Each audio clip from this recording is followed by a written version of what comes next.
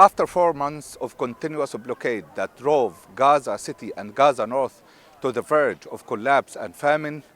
the Israeli occupation authorities allowed the entry of 8 truckloads of flour to the Gaza City and Gaza North. The World Food Programme stated that those 8 trucks are going to help the bakeries restart their work and provide families in the Gaza Strip with a daily portion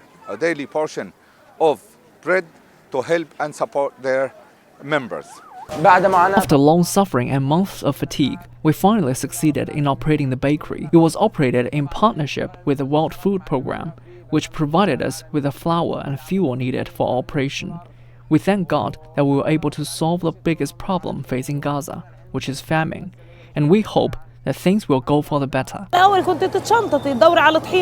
In the past, we could not find bread or flour, and even firewood was difficult to find to bake for our children.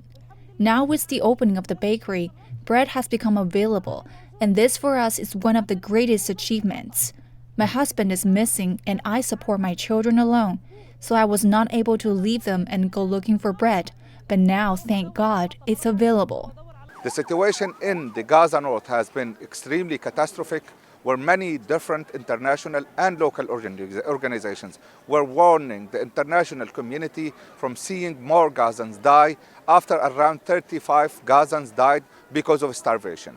The situation that has been extremely catastrophic featured targeting of the community protection committees that were formed by the people and the different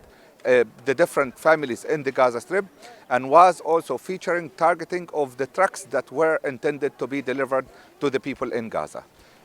The Rafah border was extremely slow when it comes to the flow of the trucks, and some international calls were made for the Israeli government to allow the entry of food and flour and water supplies and medications and fuel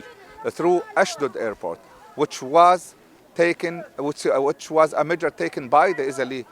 government, which decided to facilitate the entry of those trucks into the Gaza North and Gaza City. However, the number of trucks that were allowed into Gaza and the Gaza North are not sufficient, but they will still address some of the dire need for the Palestinian population to food supplies, water, medications, and fuel. Palestinians who have been seeing those 8 trucks entering the area are hopeful that more trucks would be allowed soon, and the families that have been waiting for around 6 to 8 hours in the line to get some bread are hoping that this flour quantity would be increased so that they would be securing the food for their families and they wouldn't have to wait for that very long time to get the bread.